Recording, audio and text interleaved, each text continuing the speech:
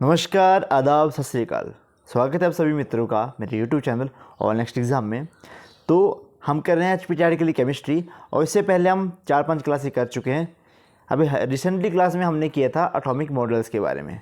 तो atomic model में हमने पढ़ा कि हर एक जो भी एलिमेंट होता है उनका कुछ लिखने की एक स्कीम होती है। अकॉर्डिंग टू अबाउ प्रिंसिपल हमने पढ़ा था, हंड्स रूल हमने देखा था लास्ट में। तो उनमें हमने देखा था कि किस तरह से इलेक्ट्रॉनिक कॉन्फ़िगरेशन जो वो लिखी जाती है, एनर्जी शेल जो किस तरह से डिवाइड होते हैं। ओके, तो उससे हमने पहले पढ़ा था बोर बरी मॉडल, यानी कि बोर मॉडल। उसमें हमने देखा था कि सेंट्रल मेटल एटम होता है और उसके चारों क्या होते हैं, शेल्स होते हैं, KLMN शेल्स होते हैं। ओके, और उसके अकॉर्डिंग उसने बोला था कि जो आपका लास्ट जो शेल होगा उसमें 8 इलेक्ट्रॉन जो वो होने चाहिए, वरना उसका ऑक्टेट जो है वो इनकम्प्लीट माना जाएगा। ओके, तो वो इनकम्प्लीट माना जाएगा। वही इनकम्प्लीट जो आपका ऑक्टेट रहता है उसी को हम वैलेंसी भी कहते हैं, वैलेंसी होगी उसकी हो। तो वैलेंसी पढ़ना बहुत इंपॉर्टेंट है, क्योंकि हम आज का जो हमारा टॉपिक है वो हम करेंगे बॉन्ड्स के बारे में। जो इतने आपके केमिकल बॉन्ड बनते हैं, जैसे आयनिक बॉन्ड, हाइड्रोजन बॉन्ड या फिर आपका कोवैलेंट बॉन्ड, तो वो सारे बॉन्ड के बारे में आज हम पढ़ेंगे। ओके, किस तरह से वो बनते हैं, फॉर्मेशन किस तरह से होता है, क्या क्या रिक्वायरमेंट्स होनी चाहिए, वो सारा आज की वीडियो हम देखेंगे। ओके, यहाँ से क्वेश्चन कई बार पूछ लेते हैं कि इनके बीच में कौन सा बॉन्ड है, तो वो आपको पता होना चाहिए। पूछ लेते हैं कई बार, थोड़ा सा अच्छा क्वेश्चन बन जाएगा कि पूछ लीजिए कि Cl2 में कौन सा बॉन्ड होगा, क्योंकि क्लोरीन के 2 एटम आपस में मिल रहे हैं, तो कहीं कुछ ना कुछ वहाँ पे कुछ ना कुछ किसी न किसी तरह से वो जुड़ रहे होंगे, तो वो होता है एक बॉन्ड। ओके, तो चलिए देखिए, यहाँ पे आपका हाइड्रोजन रहता है। हाइड्रोजन का आपका एटॉमिक नंबर होता है 1, और अकॉर्डिंग टू बोर बरी मॉडल हमने देखा था कि जो आपका फर्स्ट शेल होता है, यानी कि K शेल, उसमें 2 इलेक्ट्रॉन होते हैं। ओके, इसमें तो हाइड्रोजन में एक ही होता है, हाइड्रोजन में एक ही एटम होता है। तो इसमें क्या होगा आपका, हम H2 लिखते हैं हमेशा। इसमें 2 हाइड्रोजन के जो एटम होते हैं वो आपस में एक बॉन्ड बना लेते हैं। ओके, बस इन्हीं बॉन्ड्स के बारे में आप चर्चा करेंगे कि कौन कौन से बॉन्ड बनते हैं। अब हम इसी में हम कर रहे थे हम वैलेंसी ऑफ एलिमेंट। तो वैलेंसी क्या होती है, संयोजकता। अब the number of electron occupied, discarded और shared by atom in the attempt to complete the octave is called valency, यानी कि उसका कितने वो शेयर कर सकता है। मतलब उसके लास्ट, मान लीजिए कि आपको चाहिए, देखिए हमने पढ़ा था बोर बरी मॉडल के अकॉर्डिंग कि 8 अगर आपके आउटर मोस्ट शेल में अगर 8 एलिमेंट इलेक्ट्रॉन हो तो उसका ऑक्टेट जो है वो कंप्लीट माना जाएगा। ये तो आप सभी ने पढ़ा था। तो हमने ये देखा कि कितने होने चाहिए। अब शेयरिंग होगी, अगर मान लीजिए कि किसी के फाइनल इसकी जो बाहरी शेल है उसमें 7 इलेक्ट्रॉन है, तो उसका मतलब ये थोड़ा ना होगा कि ये सातों के सातों को क्या कर देगा, डोनेट कर देगा। नहीं, ऐसा नहीं होगा। अब जो जिसके बाहरी शेल में 7 इलेक्ट्रॉन होंगे वो क्या करेगा, किसी एक को पकड़ लेगा। वो क्या करेगा, जिसमें बाहर से जिसका ऑक्टेट में लास्ट के जो उसका आउटर मोस्ट शेल होगा उसमें 1 इलेक्ट्रॉन होगा, उसके साथ वो क्या करेगा, शेयरिंग करेगा इलेक्ट्रॉन की। इस वजह से दोनों के इलेक्ट्रॉन जो है वो कंप्लीट हो जाएंगे। इसके भी 8 हो जाएंगे और इसको भी 7 मिल जाएंगे। ओके, अब इसमें एक लूज़ करना ज़्यादा इजी रहता है और इसमें एक गेन करना ज़्यादा इजी रहता है। तो इसी तरह से अलग अलग जो है वो बॉन्ड बनते हैं। कई जगह शेयरिंग होगी और कई जगह आयंस का ट्रांसफ़र होगा, तो वो भी आपको ध्यान में रखना है। ओके, जैसे आपका ये दिया हुआ है, the electron participating in this process are called valence electron. और जो इलेक्ट्रॉन इन सारी प्रक्रिया में पार्टिसिपेट करते हैं उनको कहते हैं हम क्या, वैलेंस इलेक्ट्रॉन। देखिए सोडियम एटॉमिक नंबर कितना, 11, तो 2, 8 और 1, इस तरह से रहता है इसका ऑक्टेट जो भी रहता है। अब क्लोरीन है एटॉमिक नंबर 17, 2, 8 और 7। अब इसमें बैलेंस इलेक्ट्रॉन 1 है और इसमें बैलेंस इलेक्ट्रॉन है 7, तो ये दोनों आपस में क्या करेंगे, बॉन्ड बना लेंगे। ओके, तभी तो हम पढ़ते हैं NaCl। किसका फॉर्मूला होता है NaCl? क्वेश्चन पूछे कि एक बार पूछा जाता है, टेबल सॉल्ट, कॉमन सॉल्ट है जिसको हम घर में खाने में यूज़ करते हैं, वो उसका फॉर्मूला रहता है आपका NaCl। नेक्स्ट देखेंगे हम। अब बैलेंसी किस तरह से होगी। अब देखिए, इफ़ बैलेंस इलेक्ट्रॉन आर 4 और लेस देन 4, तो उसमें जो बैलेंस इलेक्ट्रॉन रहेंगे वो रहेंगे आपका 1, 2, 3 और 4। नंबर ऑफ बैलेंस इलेक्ट्रॉन 1 होगा, एक हो सकता है, 2 हो सकता है, 3 हो सकता है या फिर 4 हो सकता है। और अगर बैलेंस इलेक्ट्रॉन 4 से ज़्यादा होंगे तो नंबर ऑफ बैलेंस इलेक्ट्रॉन कितना रहेंगे आपका, 8 होंगे। तो उस किस तरह से होंगे वो, 2, 3, 2, 1 और 0। ये क्या है, इसके बारे में हम समझेंगे। जो मैंने आपको पहले बताया कि लूज़ करना ज़्यादा इजी रहता है कई बार, और कई बार जो है गेन करना ज़्यादा इजी रहता है, क्योंकि लूज़ और गेन करने के लिए भी एनर्जी चाहिए होती है। आयनाइजेशन एंथैल्पी आपने पढ़ा होगा, तो उसके लिए भी आपको एनर्जी चाहिए होती है ना उसके लिए, तो वो सारा कुछ देखना पड़ता है केमिकल में, केमिस्ट्री वगैरह में। ओके, जैसा कि NaCl का मैंने अभी आपको एग्जांपल बताया, तो ये उसी का एग्जांपल यहाँ पे भी चलेगा।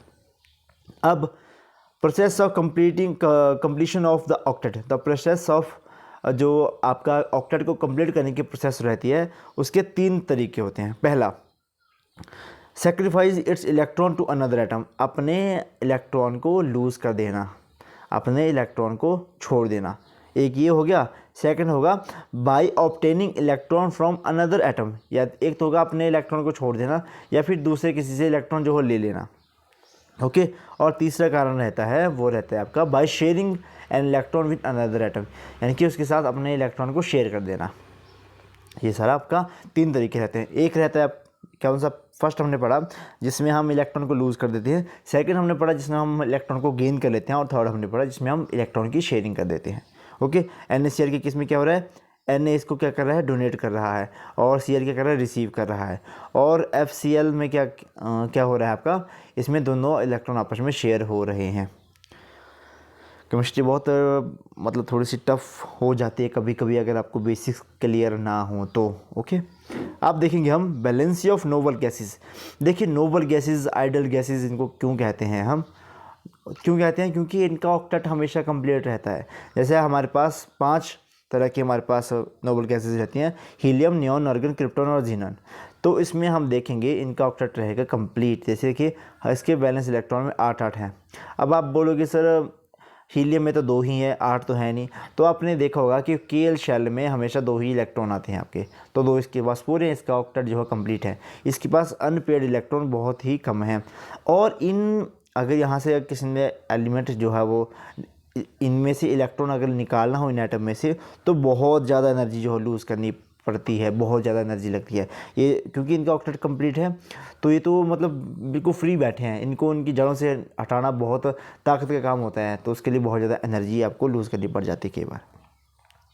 ओके, चलिए नोबल गैसेस का कॉन्सेप्ट आई थिंक आपको समझ आ गया होगा। नेक्स्ट करेंगे हम वैलेंसी। वैलेंस शेल और वैलेंस इलेक्ट्रॉन कौन से होते हैं ये तो हमने पढ़ लिया। The outermost shell of an atom is called valence shell, और जो आपके आउटर मोस्ट शेल में जो जितने भी इलेक्ट्रॉन होंगे, जो आपके वैलेंसी होगी और जो बॉन्ड बनाने में हेल्प करेंगे, वो होते हैं आपके valence electron. The valence electron are represent by the Lewis symbol. ये लुईस सिंबल जो हम ये डॉट डॉट लगा रहे हैं ना, ये सारे क्या हैं, लुईस सिंबल इसको कहते हैं हम, लुईस सिंबल हैं ये, इसके द्वारा इसको रिप्रेजेंट करते हैं।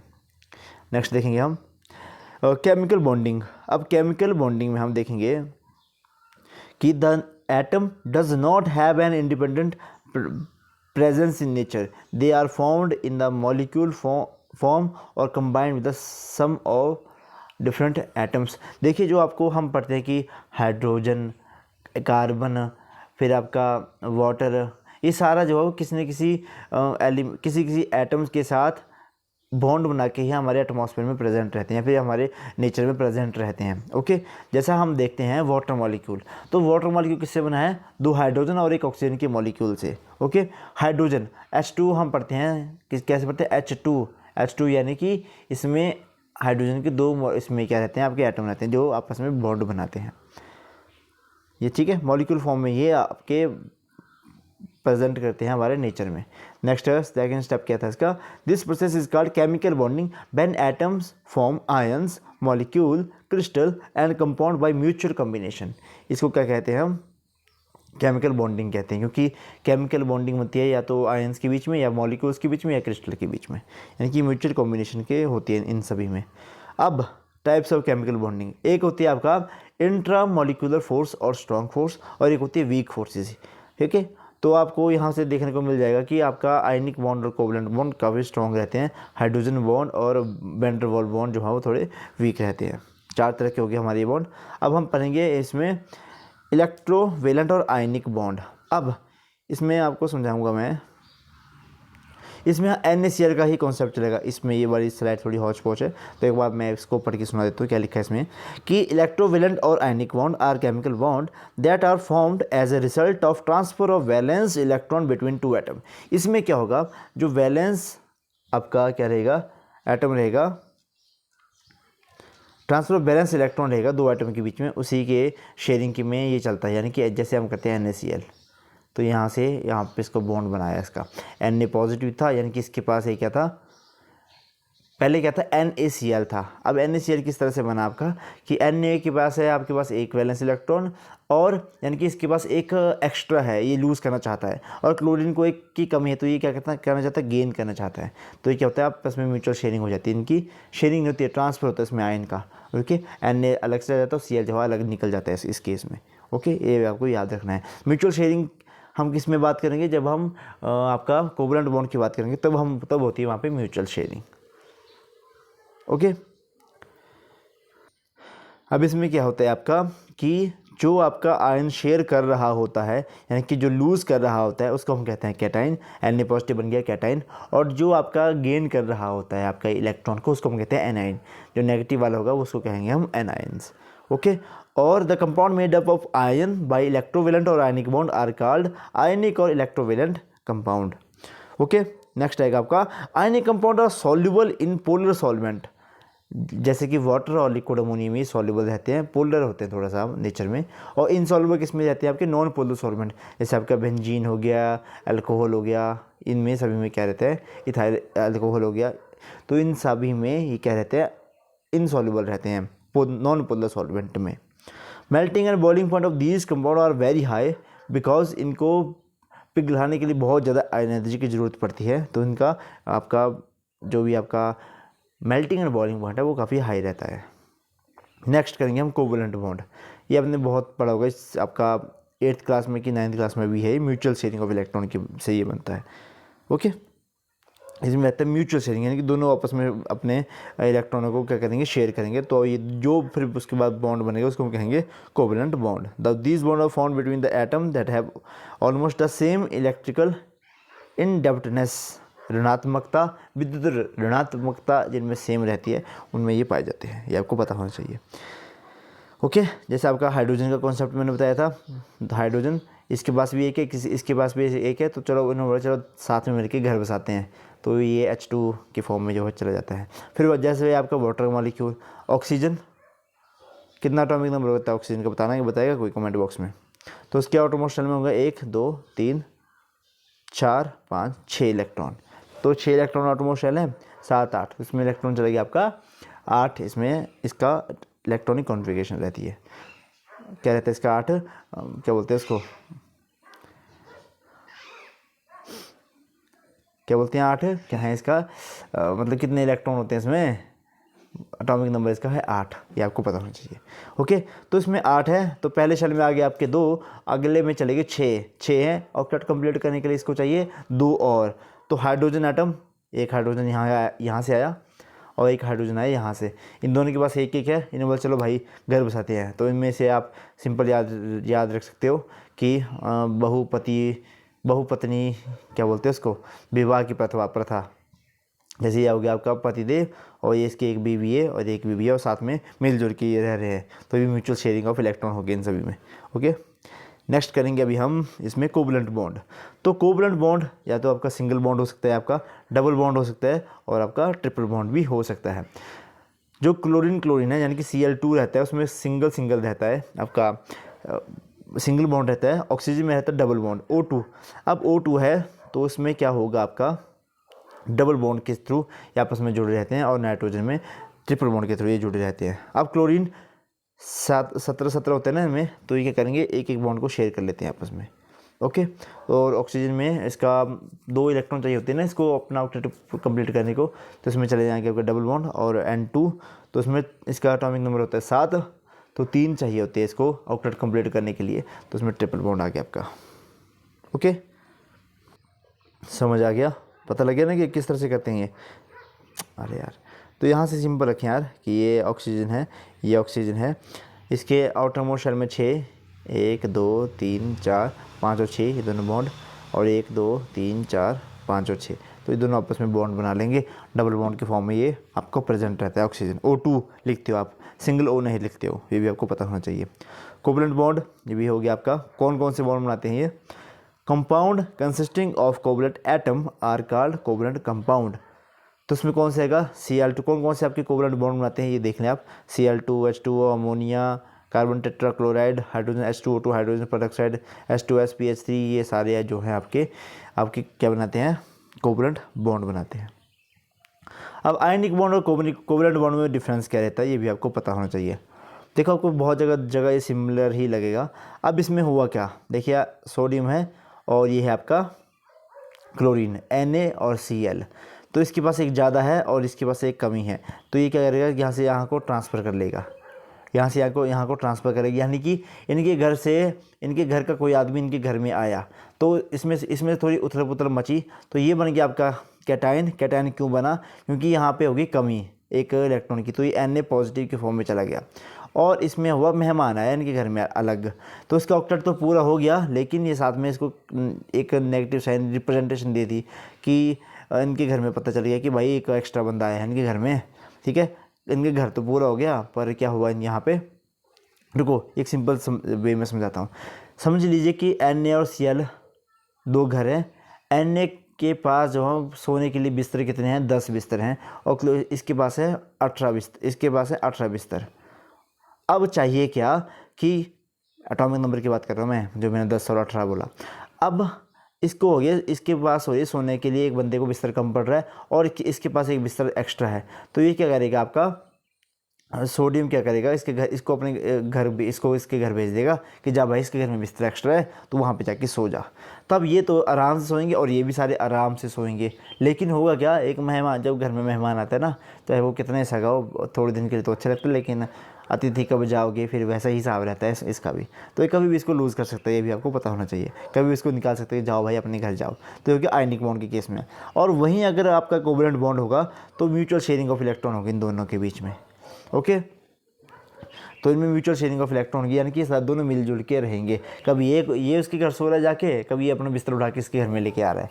ओके, तो या फिर इसमें आप ये समझ सकते हो कि इसमें क्या हो रहा है कि एक बेड के ऊपर दो बंदे सो रहे हैं, यहाँ पे एक बिस्तर के ऊपर दो बंदे एडजस्ट हो रहे हैं, म्यूचुअल शेयरिंग हो रही है यहाँ पे कि चल भाई सो जा, तुम्हारे साथ कोई चक्कर नहीं, अपना भाई है तू।